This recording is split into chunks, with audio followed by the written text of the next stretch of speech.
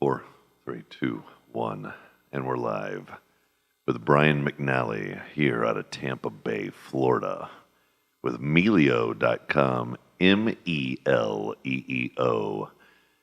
Young man, what does that even mean? So at its core, it means better or best.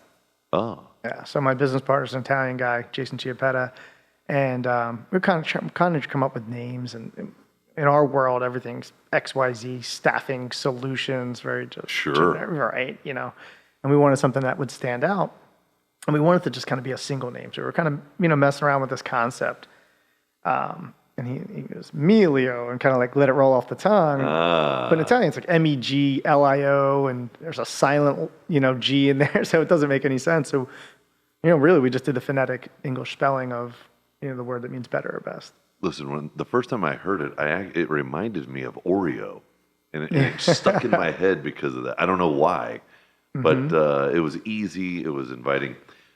This is a great story of startup to CEO to exit and then managing your equity. And this is something that you and I have had great conversations over the phone. We finally now have a face-to-face conversation. We get to invest in really digging through some of this. And it's been a journey. And it's one of the, I think, most valuable conversations in Board of Advisors where, individuals like yourself come every single quarter. If you want to meet somebody that has gone through an exit, that has done the startup to CEO all the way through the exit and managing equity, Brian is the perfect conversation for you. Meeting a gentleman like Brian every quarter is something that is totally possible. If you want to get your invite at bainvite.com, feel free to do so. Or check out Melio at Meleo.com. Feel free to do so as well. Now, for you, you had a partner, or you have a partner. It was a team. Tell me about getting this thing off the ground, because you guys are scrappy, and you're in a very, very focused niche that most people don't even know about. Yeah, so just like anything else, it's a journey, right? So me and my business partner, Jason, actually worked together years ago at a company called K-Force, locally. Yeah. And, you're working late nights and you're working hard, and we'd always talk about our goals, our future vision, and I think we both talked about just being entrepreneurs, right? I mean, I would sit there talking about, I'm looking at buying a car wash, or, maybe I'll be a Chick-fil-A operator. Yeah. Like, it was always something, right? But just always that drive for more, right? I think the recognition for both of us that ultimately, if you're chasing freedom in life, right, you have to own something, right? Mm-hmm. Or you have to be real diligent with your investments and keep saving and, and go that way. I don't think either of us are very patient, so we chose the own something route. There you go. We kind of knew it would be there. And I think both top performers and people who would recognize flaws in process and want to fix things and get caught up in that bureaucracy of large organizations and just how slow they moved. And we'd always thought, hey, it could be better, faster. Why don't we just do it? And we'd have these conversations, and in the back of your mind, you're like, one day when I'm ready to do my own thing, right? This is somebody I should stay in touch with, right? So we both left that company and really growth-minded decisions. We both kind of left money at the table but went to other organizations where we could gain new skills and knowledge and experience. And I think through that we gained more confidence, right? But that fire was always still there. So it was maybe 4 years after we worked together. Oh, wow. So it was a reconvergence. Correct. But you both knew that you were both assets. We check in every once in a while. We weren't even really close friends. Yeah. We're still kind of former work acquaintances. He was an asset. He knew you were an asset. And we touched base with each other, and and then right around the same time, I was wrapping something up. We both were getting that itch, so we started conversations. I wasn't quite ready to leave where I was at. This has always been my plan, right? So I built my life this way. So when I was out making good money as a salesperson, I was still driving a car I paid off while my friends are driving BMWs, just stacking money away because I knew this would be something I wanted to do. And Jason was very similar minded. I still had a little bit more runway before I felt comfortable, right? Taking that risk, and he was raring to go. So he went out ahead of me, started Melio in early 2015, and I was a few months away. In late 2015, I joined. But we stayed in contact the whole time with strategy, what might the business look like, and all those sort of things. So. Okay, so how many years was it he was in business before you decided to team Like up? 8 months. 8 months. Yeah. So he made the call to you. We had been in discussions before he went out on his own But about potentially doing it together. What made you stop what you were doing, stop the job, right? Yeah. And jump into your own scrappy startup? What transpired there? It was probably a confidence and finally a risk. There was a VP job on the table. And I was like, if I just get this VP job, get a couple years of that level of experience under my belt, then I'll be ready. It sounds so crazy to me, though. In my mind. Years. Like, that's years. I just was, I'm a planner, right? A planner, I've been saving money for You're 10 stacking. years, right? Want it to be perfect, right? Yeah, I gotta be perfect. I don't quite have Were the you skills. married at the time? Married. I was a sole provider I had one child already. The total responsibility. You were trying to make sure that you had everything squared away. Yeah. And I wanted to make sure that I had Why did all, you take all the leap? skills. The VP job, I didn't get it. And I think because I went in there talking about how we could fix this and fix that, and here's all the things that we can do, and I could tell that it's kind of scared them, right? This guy's going to come in and change everything. No, Yeah, not and to him. me, I was like, I just want to be better, right? I Yeah. know we can be better. And when that went away, I was like, I'm not built for this world. This isn't even right for me. I would have been miserable in that What do you job. mean when you say I wasn't built for this world? Are you talking about The corporate, infighting, political, everything, I just want to get Is there the a job little done. bit of this where you were not built for waiting on the approval of somebody to say 100%. that for me that's it. Yeah, right? it kind of irked me. I was like, I know I'm the right person for this job. And I looked around, I said, I know why you made the decision you did, but it was kind of proof that just trust your Go do gut. it. Go do it. What are you doing? Yeah. Why are you Yeah. even bothering, right? And I called Jason. I'm like, forget what I told you 6 months ago. I'm not waiting around. He's like, great, because I'm, this thing's... He's now knee deep and he wants and he doesn't even want you anymore. He needs you. Yeah, well, it was funny. We had this conversation a little bit. We were providing some guidance to someone else, and I asked the question. I said, what made you really kind of go with a partner versus just trying to hire someone and that sort of thing? And he gave a really insightful answer. He's like, I needed someone to care as much as I do. Mm-hmm. And, and in hindsight, it was a great call for both of us. I don't think either of us would have gotten here to the level we did completely and on our prudent. own. A good partner is a prudent partner, and he probably knew that you were prudent in planning for the future, doing the right thing, being responsible financially, time-wise. Yeah. Yeah, I think the partnership has been amazing. Frankly, almost 8 years together. How much paperwork on the front end, or was it a handshake?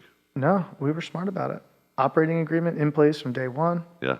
Which on exit, got to make sure you get with a good tax person and legal team. We just kind of threw one together. It was pretty good, kind of boilerplate, but down the road at exit, there actually came up with some issues in there with regards to taxation because of the way we structured it. Little things like that, but lessons learned. But we got through that. But yeah, we did the operating agreement, and we were very, like I said, prudent. We were by the book. When we made sure if we were going to do this, we were going to do it the right way from the jump. Interesting. So he was about 6 or 8 months in. You guys joined forces. Obviously, there is a divide and conquer, I would think. A teamwork, but hey, you're going to take this, I'm going to take this. What did you take control of? What did he take control of? In the beginning and for most of the years, we weren't that definitive with it. We both came with sales backgrounds. So at the end of the day, we needed revenue. You knew you were selling something. Right. Yeah. And what were you selling? We both had to sell, right? So the staffing services really is our core function. So staffing services for hospitals. Hospitals. And then within that, the revenue cycle of hospitals, which encompasses a bunch of different areas. And then within that, just specifically case management, utilization management, and clinical documentation improvement. So it's really where the clinical side of a hospital meets the business operations of the hospital. So we take clinically trained people. Usually where the gap is. Right. It's a muddy gray area that gets kicked around. It's so interesting when you speak with a doctor or a professional in that world that the entrepreneur side or the sales side seems they want to know where the book is. Like I was just on a call with another BA member that's going through a process of propping something up that seems to be becoming very profitable. We were just speaking about Natalie, right? Yeah. And her question constantly is, there's no book for this. There's no how to. There's no course, and there's also no limit. You know, I was doing X, and then we doubled that. Now I think I can double that, and it's just kind of in a sense, a wild west, right? Yeah. That professional world doesn't really get. Even there was another member that was a very renowned psychiatrist. Many of the same points of feedback, like the entrepreneur and sales space is so different than the professional space because it's so undefined, right? Mm-hmm. So how did that? Tell me a little bit about that inside of your function in the hospital. What did you find? Where did we see the opportunity, so to speak? Why did we know? Yeah, well, so when we talked about those decisions we had made in our careers, right? Outside of, I'd come up kind of in the staffing world, which is somewhat commoditized, right? It's not rocket science, so to speak, but it just takes a lot of organizational skills, hard work, and just kind of a grittiness to be effective at it. But we both took steps in our careers to gain knowledge and experience, right? So, well, what's the why behind these needs? Why do they need people? What's really going on? What is the more macro the underpinning? Yeah, what's driving the need for this? And we invested time and energy in learning that. So prior to branching out, I had worked for a consulting firm and spent a lot of time with hospital executives, insurance company executives. Just listened to them and learned and kind of understood the drivers. So when we went in this area, we looked at some of the changes going on in healthcare. We're kind of moving from a fee-for-service to a value-based care, which just means at the end of the day, hospitals need to provide more efficient care at a lower cost. Right. So it takes a lot more just coordination internally and all these sort of things between the clinical and the business side. It starts to blend it. And then there's just the insurance companies are putting a lot of pressure on the hospitals with regards to reimbursement and these sort of things. And the areas that we support help ensure that the documentation is foundationally solid, right? So that the hospitals, when they send off their billing to the insurance companies, it's accurate and complete, so they can get the appropriate reimbursement. So it's audible and they can get paid. Yeah. Basically, they just want to get paid. Yeah. And they don't want. And if they can improve that, because they spent a lot of time and energy and KPI, resources on time to collect back from the insurance companies and this whole denial. So you're helping shorten time frames. You're ensuring increased revenue, improve quality scores, and improve the throughput of the hospital. With our care coordination team, that's another component of it. So from the point you teamed up to the point that you were really co-CEO and like it was a viable, operating, multi-million-dollar business. How long did it take you to build that out? 3 years. 3 years. And so in 3 years. 4 years. 3 or 4 years. Yeah. Mm-hmm. Where did you feel like the largest threshold was, like the sticking point? What was that? Because there's always this in a business, you're like, man, we got it to there. And then it was like we had to do something different before we were able to kind of break through that. Where was that for you guys? I don't know about different, to be honest. I think our success just came from consistency, discipline, repeating the same actions over and over again, building relationships. Hammer, nail. Yeah, I think the big leap happened when we talking about looking at the kind of the genesis of these needs. We realized that our best projects, the multiple needs that went for a long time, that seemed to have some real value that we were able to add for our clients. Not just, I lost a person and I need a body, but there was a strategic initiative, a performance improvement initiative around what these hospitals were doing for a certain outcome, whether it be mitigating denials or improving some sort of key KPI, right? We linked that back as we started realizing, we started asking those questions. Why did you need this many people? What are you actually looking to achieve? When we're changing our whole model of how we do this operation. And we start to hear that over and over again. And we recognize that hospitals, because of these challenges, the reason we wanted to invest in this area, they were taking on these strategic initiatives at an executive level. So I would say a big leap that happened was we went and I invested some time. This is maybe that departure where Jason kind of kept the day-to-day going, focused on our existing clients and just bringing in new clients for kind of a little bit more of our churn and burn business. And I took a risk, we took a risk to where I focused more heavily on just building relationships with like vertical partnerships, big consulting firms, building relationships at the executive Oh, hospital wow. Okay. level so that we could get ahead of these initiatives. We realized the larger consulting firms, they knew these initiatives were coming 6 months before anybody because they Sure. were the one 'Cause they were recommending that it inside happen. already. Yeah. Yeah. And they're trusted advisors to those executives. So now they're referring you. Yeah, and we proved our ability to be a stable partner, deliver, be excellent at what we do When did you know you were building this to sell it? before we started it. So you went in from day one Yeah, knowing that you're building this to sell it. 100%. Have Time you read the frame, book Built to Sell? values, no. Yeah. It's interesting that you say that because most of the time that's not how that works. I found that out later Yeah, when we yeah. went to exit and people were surprised by the fact that this was by design. Yeah. That surprised me, frankly. It just seemed Well, common you'll sense build to a me. company differently if you are building it to sell it than you will if you're just building a company. 100%. I Yeah. mean, our design was, we knew that this was a burgeoning area, right, of opportunity. We knew we had the skills and the experience and the knowledge to deliver in it.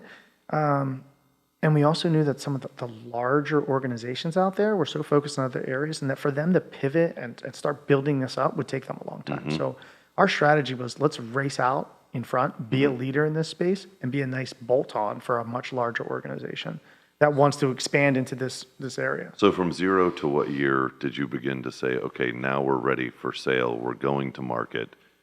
Like how long did it take to get? Our target from before starting was our rough target, right? This is kind of our North Star. 5 to 7 years, $20 million in revenue. Okay. That was when we were going to lift our head up and say, So at year 5, where were you at? well, we had a COVID year in there where we laid flat, right? So we were about 25 million. Okay. Yeah. So you were on target. Yeah. And we ended up exiting in year 7.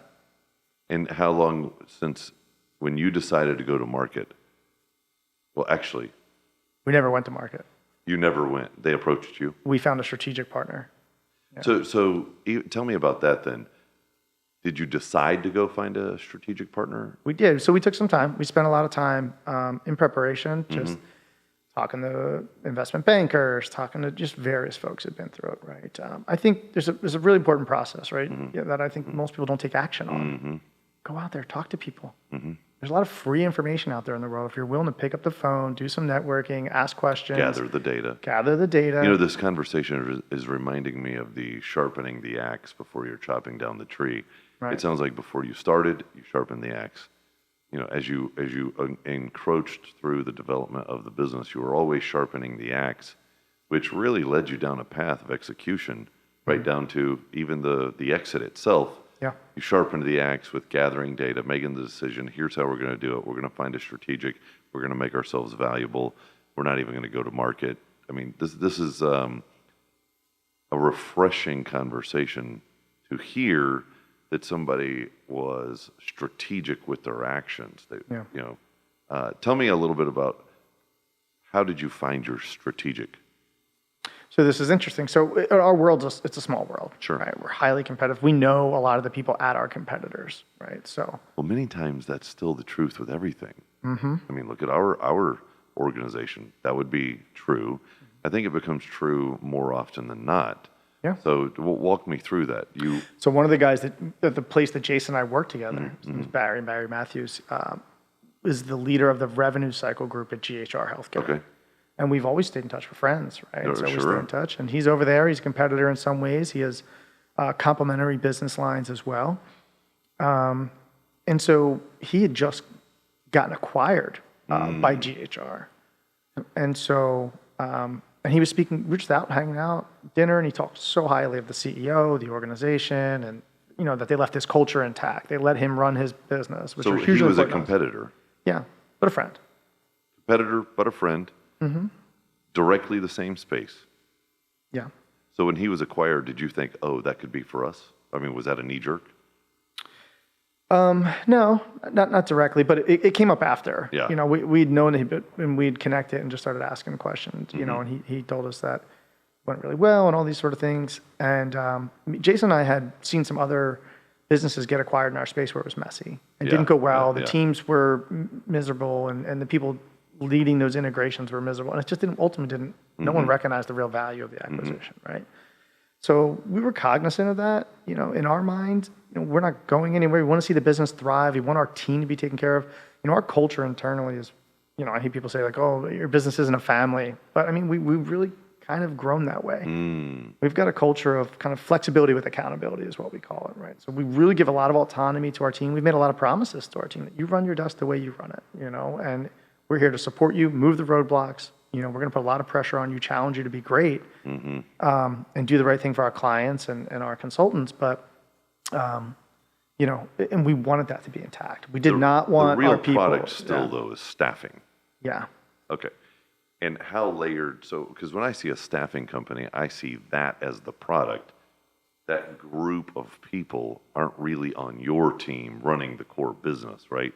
There's kind of a layer there where they are the product, but you also have your own operations. Right. So what I would call our consultants, the people that we have deployed throughout the country. The product. Yeah. They're the product. So to speak, yeah. How many people would you say were on the back office? Internally we had 25. 25. Yeah. And then at any given time, how many people did you have deployed? 250, 300. Oh, okay. Yeah. Good size. Yeah. And when your friend was acquired, you ended up having that conversation. How long did it take you to think, this could be also relevant to us? Not long. I mean, it was after we had the conversation, we kind of looked at each other and said, oh, maybe we need to see what's going on over here. Did you approach them, or did they approach you? We had some other folks who got us connected with the CEO that had relationships. Yeah. So we approached them. So you used the relationship to make that connection? Mm-hmm. And tell me about how you approached that. Like, what was the strategy there? Was it a proposal? Was it a proposition? Was it just, hey, we're doing something? Get to know you. Yeah. Yeah, it was just very much a get to know. Hey, we're considering our options. Are we going to go to market? Are we going to take on private equity ourselves? So you just ran it under their nose. You just kind of said, hey, like, yeah. It was a casual scenario. Very casual. There wasn't a big push. It wasn't like you were selling it. You just said, hey, here's what we're thinking. Yeah, more or less. Yeah. Because at the time, we're kind of working through the process on our end. Do we want to sell the whole company? Do we want to sell half and take on private equity and keep going? Because, I mean, our CAGR was amazing. And business is still growing, right? Mm-hmm. But I think ultimately staying true to our core, what we wanted to do from the start and knowing your own limitations, right? You talked about this other person growing like crazy. It can just keep going. Once you start having that conversation, though, I mean, did you get pretty excited about an exit? Were you yes and no. It was tough. Because, that's the whole point. You started it. That was the goal. That was the mission. You did all the hard work. Yeah. Now you're staring at the conversation. You're having the conversation. You're thinking, dollars are going to hit the bank account. Does it get exciting? Does it get scary? Tell me about that. Bit of both, right? Because more exciting or more scary? More exciting. More exciting. Certainly scary. I mean, it's everything. It's our life. I mean, this is ingrained in what we've been doing for the last 7 years at this time, right? I mean, this is everything. And the idea of accomplishing that goal is super exciting. You set out. You have this dream. You're a sales guy. Was there any fear in what do you do next? Or was that more of a... No, not so much that. But fear that we were leaving too early was more... That was going to be my next question. That was all the feedback when we talked to bankers. Everyone's like, you're on a rocket ship to the moon. Why are you jumping off? Why are you doing this, right? That was a big question. Isn't that great timing when you're on a rocket ship? Like, you watch things. Well, we just went through COVID a few years, before that. I mean, I'm just continually pushing my chips back in the table and betting on this business and us and our team, and it was amazing. But I would say COVID probably rattled us a little bit, right? You lose 60% or 50% of your business in 6 weeks. I mean, of this thing that you thought was just going to the moon, right? And it's real easy to kind of be greedy. I want more because look, if we just hold on one more year and then go to market, look where it goes and all these sort of things. Like with stock, if I just wait a little longer, will you could go say up? that forever, right? And you turn around and it's like, what just happened? And we talked about being disciplined, being a key to our success. And I think when we sat down and looked at each other and said, let's just stick with the plan. What was it like to actually get the exit check or wire? How'd that feel? I wept. Really? It was an overwhelming. Probably for many reasons, not just for the money, but for the Not for the money at all, like frankly. It was crossing the finish just line. the accomplishment of it, Yeah. 100%. Yeah, I mean, I come from humble means. My dad's a longshoreman. My mom's worked every, random administrative job, like anything she could do while Sure. taking care of us and all What do these they sort of think things. about it? It's funny, a lot like my wife, like they're just happy for me. Yeah. No one, we're not those kind of people. Yeah, I mean, yeah. honestly, Yeah. we're not built that way. Like for me, it's an accomplishment. Which I think is better. We had me, Jason, our wives went out for dinner Friday night, had an amazing dinner. Saturday, I went to a kid's birthday party with my kid. Yeah. Sunday, we saw Buzz Lightyear. Monday, I was back at the office. I mean, and that was that. It was a relief. It was like, because you walk around with that pressure. Well, Everything's but if in, somebody right? is- And so it was like a release valve. And I think that's what that emotion was. I think what I'm trying to really get to here is, Yeah. let's say everybody's putting it all on the line. Mm-hmm. They're sacrificing time from themselves, taking care of themselves, taking care of the family, investing time with the wife. You're making all of these investments sometimes for years, or these sacrifices to invest in a business or a company. And then when you do have the transaction, would you say, yes, it was worth it? 100%. 100%.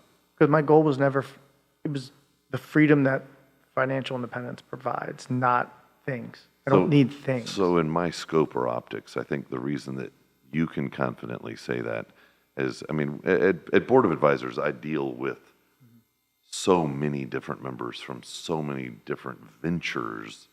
What I see in you is you had a time frame, you had a plan, you had a partner and a time frame, and you were able to execute it without it dragging on forever. And something that was intended for 5 to 7 didn't take 15 or 20. So you now made the leap, got the check, and can reposture into how do you support potentially that company or your equity, whatever the deal ended up being. Let's talk about that a little bit. You made it valuable for time invested without it dragging, right? I think that's really why I feel you can be so confident. Yeah.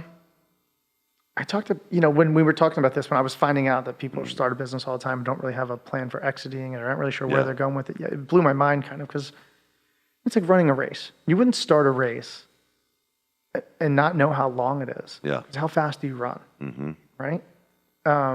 We knew we could sprint for the entire period of time and have that growth because we knew roughly where the finish line was. Sure. Right? We could pace, appropriately. And I think that's important.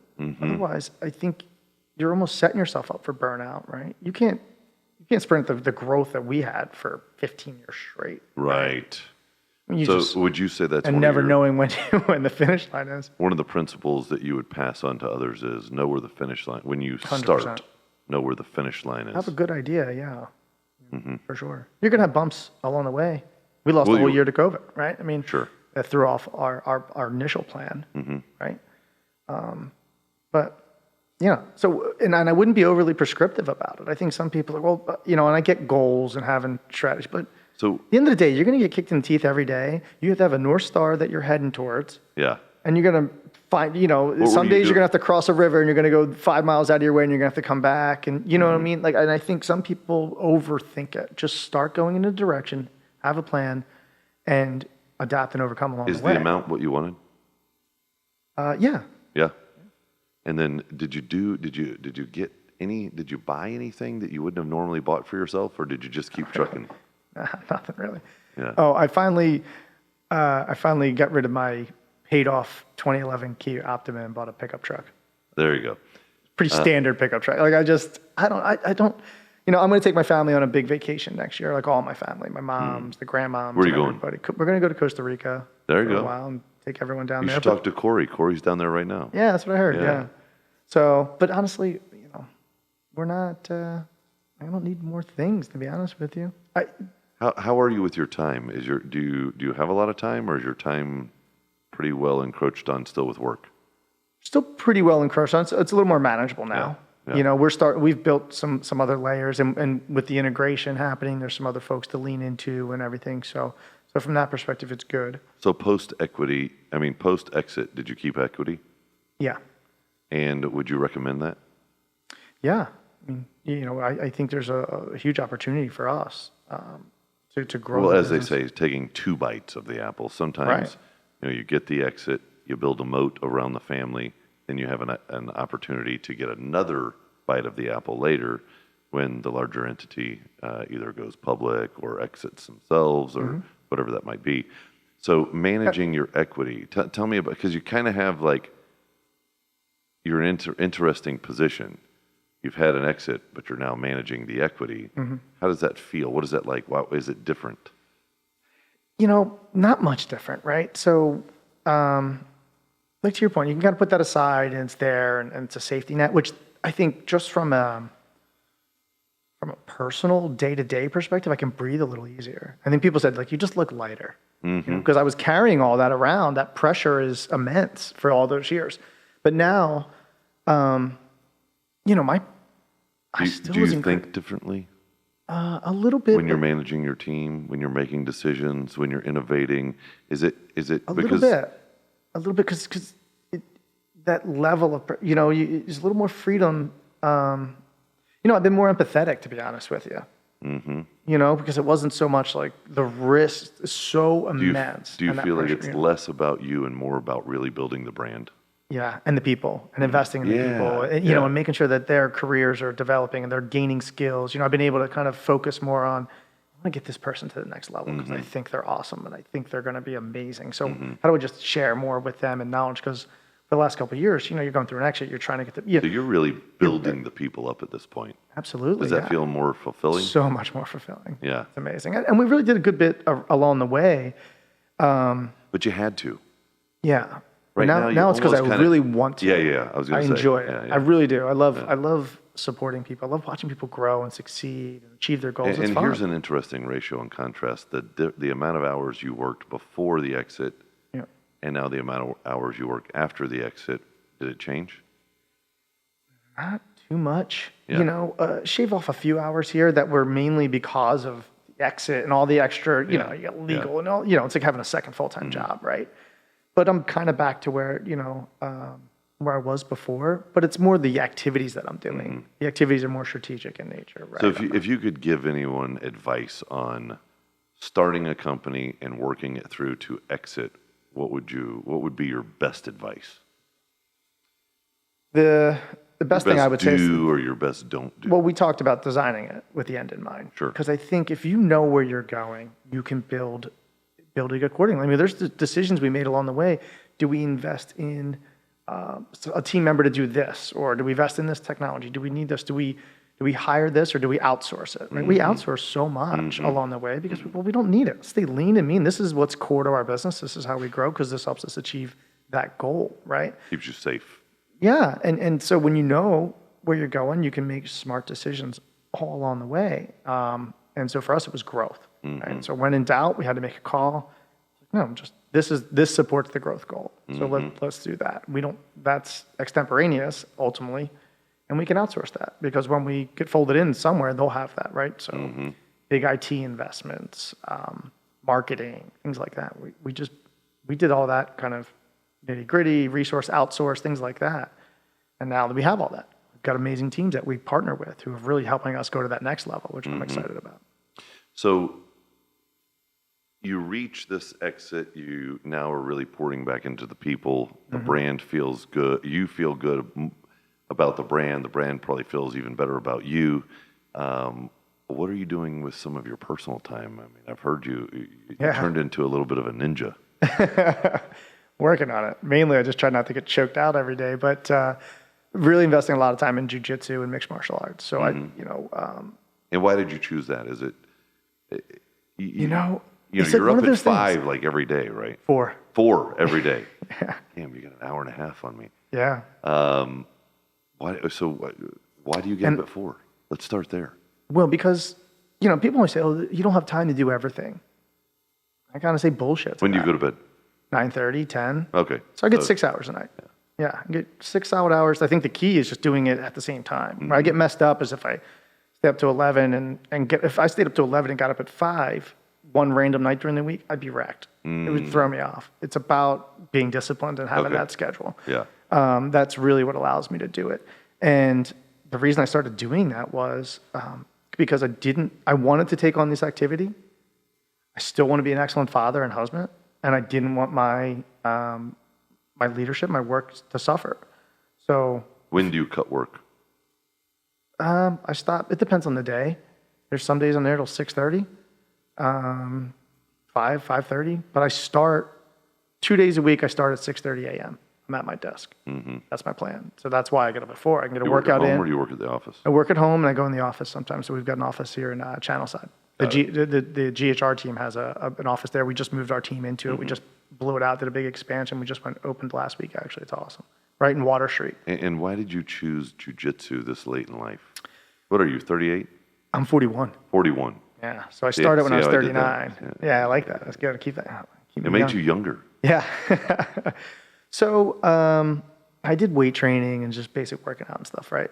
But in high school, I was an athlete, played lacrosse and things. So I think what I was missing was that athletic challenge, right? And you could do club sports and this and that, but I guess I always kind of wanted to do karate or something as a kid, and we didn't have money for karate classes, right? So it wasn't happening. And it's just one of those things you just never thought about again. And then watching Karate Kid was your karate class. Yeah, right, right, exactly.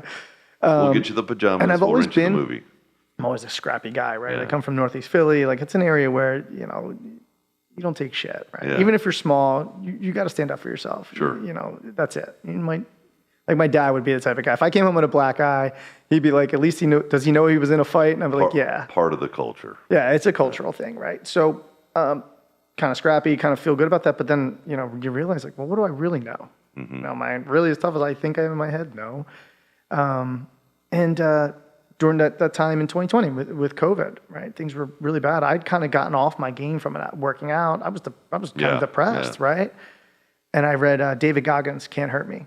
Somebody said, you got to check out this book, man. And I'm like... I was just listening to that interview. Like this whole concept was just like, I just kind of looked around. I was like, man, I'm wallowing in my misery right now. I'm being a little bitch, so to speak, right? And I'm like, that's not you. You're a fighter.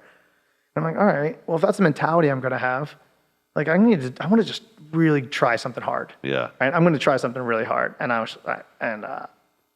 watched Joe Rogan, things like that. And I saw, I'm like, yeah, I'm going to just check this out. I just signed up and went in one day. I'm like, okay, let's go, hop in. Wow. And then I loved it. It was so humbling, humbling and challenging. What made you attach to it so well? Because it's believe it or not, it's you have to think a lot. So someone described it as like high level chess. You have to go into a gear. You do. That blocks everything else out. 100%. Yeah. Yeah. I mean, when I'm in there's nothing else going on. It's just that, and it's totally exhausting, right? I mean, it's an all encompassing endeavor. Mentally, physically, you have to be all in. It's different than working out, though. Totally different. Because working out many times is more like a meditation in the sense of stretching, resistance, so forth. Yeah. Martial arts is more. I mean, you're in a gear. You're mentally at max awareness, and you're physically in tune with your body at every moment, especially when you're in activity, right? Yeah, I mean, generally speaking, I'm a pretty intense guy. I can be historically, especially when I was younger. Like, I get really tense. I'm emotional. I'm intense. I'm a fighter, right? Like I'm just that kind of person, right? And then sports was always my outlet for that, and working out just didn't quite do it, right? But this is like an art. This isn't like hitting a ball. No, this is understanding a move. That's part of it, but then there's a level of intensity to it, right? You have to be all in, and you have to be thinking, right? So it's a lot like sports. I mean, if you're going to go out on a football field, like you need to know the play, you need to know what's coming, but you also need to be able to react. Well, there's physically. an interesting perspective too, where when you're 41, most people don't sign up to get hit, right, or twisted up, right? Yeah. So and you wanted it. I think the best things in life come through adversity. Yeah. 100%. I think doing hard things that no one else wants to do yields the results that no one else can get. Profit comes from the pain. Absolutely. Yeah. 100%. I live by it. I love it. And I'm like that at work. I mean, I'm like that in everything I do, right? And you're gonna do a competition. Yeah. So this is, Is it MMA that you're doing? So yeah, yeah. That's my plan. Are I you set a goal. So part of my process hold is on. this. Go So ahead. you got the shorts. You're going to pick out. You got your shorts. There's going to be like, do you have to think of a name? Probably. Yeah. Yeah. We can kick the few around, but we'll see. We'll see. Interesting. Yeah. So interesting. the idea here, like with me, if I can dream it up, right? And I kind of want to make it a reality, right? And same, that was how business was. I mean, even starting back to when I was a kid in Philadelphia before I moved to Florida for college. No one leaves my town. Like, it's just not something you do. Are you going to do this in Tampa? That's the plan. Yeah. All right, I'm going to have to come out. Yeah. I'm going to see if I can build, if and when I do it, not if, when I do it, I'm going to try and make a charitable component around it. I'm going to be the guy that has the first loudest obnoxious comment. McNally, kill him. No, whatever it is, right? Break his face. Yeah. So, but it's sport. You're not trying to necessarily, I guess you are. You're trying to win. In that one, that's a different game. Yeah. You're in kill mode. You have to be, right? It's a fight. It's a fight. Yeah, that's a fight. So I just kind of, once I got into jiu-jitsu, I was like, well, where can I take this? What do you do? They're like, well, you can do competitions and you can do this. I'm like, well, I kind of want to do this MMA thing. I like striking and stuff too. Well, I'm like, am I too old to do one? MMA, there's like no gloves though. Yeah, it's gloves, but they're just smaller. It's like UFC style. Yeah, they look like batting gloves. Yeah, it's kind of like that. They're not boxing gloves. They look like batting gloves. Well, what are you gonna do? So that was just it. I was like, well, where can I do that? And the coach was like, yeah, if you're willing to put in the work and you hit a certain level in jiu-jitsu and then you put in the work and train, we'll get you an amateur fight. You can do it if that's really what you want to do. And he told me, he's like, there's a guy in here like 45. He did it. Came out of the Air Force and he won. But he trained, Brian, like all the time. He put in the work. And part of me just, have you ever, the level of discipline, fought in a ring? Not in a ring. I did a jiu-jitsu competition. I'll be doing another one here in September. You did? Yeah. But those aren't fight. Jiu-jitsu competition's different than, striking. There's no one's getting punched in the face in jiu-jitsu competition. It's just like wrestling. Dude. I got myself into a situation one time. I walked in. It was a Friday evening. I walked into a bar just to kind of see what was going on, and they had a ring set up. And before you know it, you were in there. I was elected by just people that I knew. Oh, he should. No, I shouldn't. I was in a suit. I had no interest. I had a long day. It was on a Friday, a long week. I had zero interest. I wasn't in the mind state that you are, where it's like, oh, this isn't something you train for. I just walked in to see some buddies and have a beer, shoot some pool, and I was out, right? Yeah. Now, somehow I ended up with those Rocky shorts on. Oh, boy. I ended up in that ring, and it was brutal. This guy he was, not only was it unexpected and brutal, he was known in Tampa as one of the top, amateur MMA guys. Oh, gosh. And I'm like, what? You guys? Now, at the time, it was more of a physical presence thing. I was training very hard. I was, at pretty peak physical presentation, if you will. Mm-hmm. But I definitely wasn't ready for that. And so my brother was there, and he's like, hey, man, I got one piece of advice for you. Make it good. What is it? He goes, you better hit him hard. I was like, oh, my God. So it was an interesting sparring session where, when you're not really prepping for it and you get hit, there's this aspect of, dude, this is real. Yeah. He wasn't just love tapping me. He hit me. And now you're boxing. It was boxing, right? Right. And to go back and forth was, it was an eye opener. Like, it's an adrenaline rush, but it also says, man, what if you found yourself out on the street? Right. And somebody's doing that stuff. So I always reflect back when you said, hey, I started doing jiu-jitsu.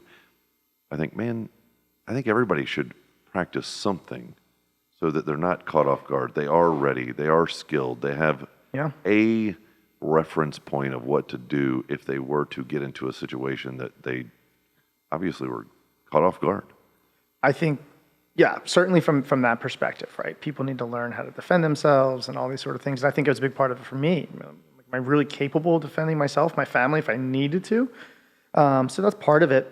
I think more broadly from a societal perspective, people need to feel physicality again, because I think we've spent too much time behind keyboards and text messages, and you get a lot of negativity in the world towards each other. People talk a lot of smack. And I think if people just felt the reality of trying to say that across the room from somebody who could do them physical harm, I think a lot of that would go away.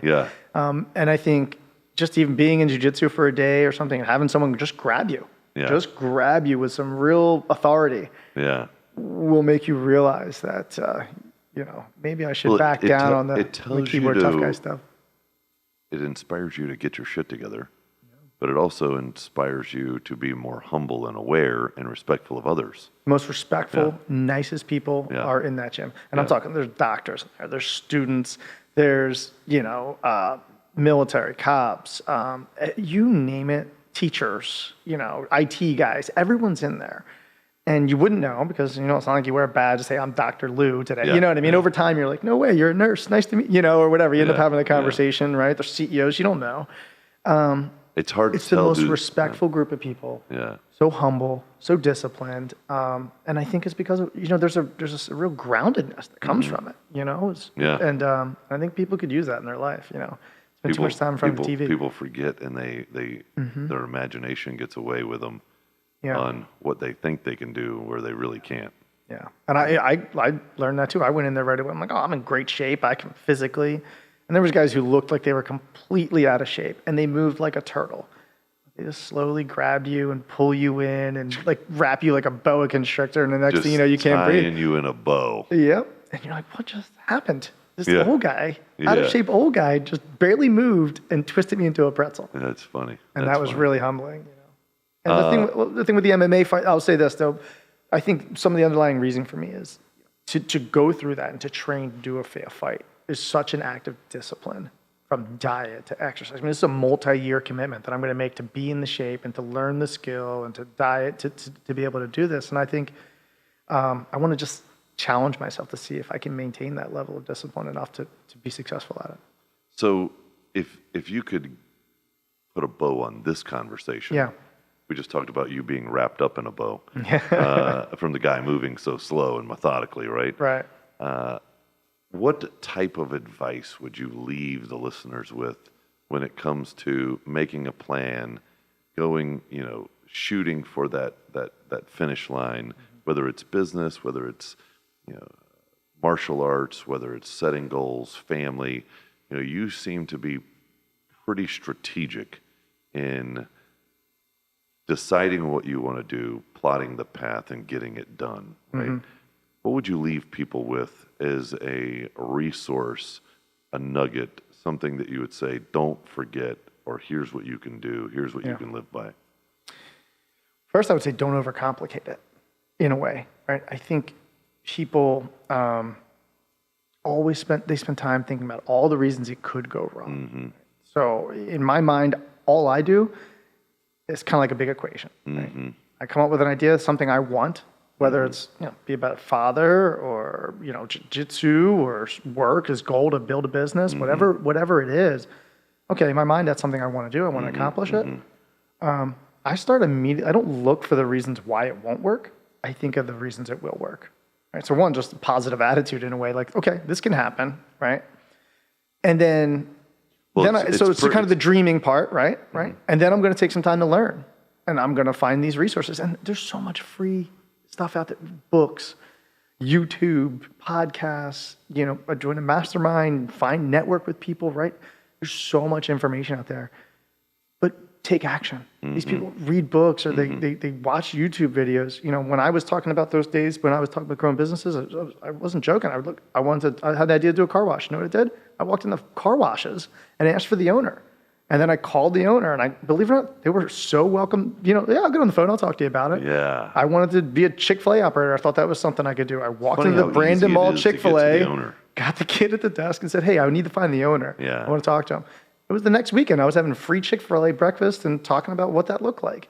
Take action, right? Learn, but it's all part of the learning. And then once you have the idea, you've kind of solved for some of the problems. You're not going to solve for all of them. So don't think you have to solve and have this amazing detailed business plan where Yeah. everything's worked out to the penny for the next. It's a facade. It's going to have to change a million It's gonna times before you change. get where you are.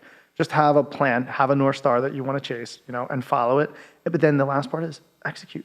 Take the risk. Well, I like the Plan. aspect of what you're saying Build your life around it. when you said start having conversations. Mm-hmm. When you have an idea, start having conversations with people that are doing something that you think you might want to do. Yeah. Open the door, ask for the owner, have a conversation. You'll be surprised how quickly you find grace and contribution from these parties. I think great relationships start with conversations. One of my guys actually says, relationships live inside conversations, right? Mm-hmm. So beginning to survey those doing what you think you might want to do, and like you said, just take that and start making a plan, or disqualify your plan and move on to the next conversation, right? Yeah. You may find out I don't want to do that at all.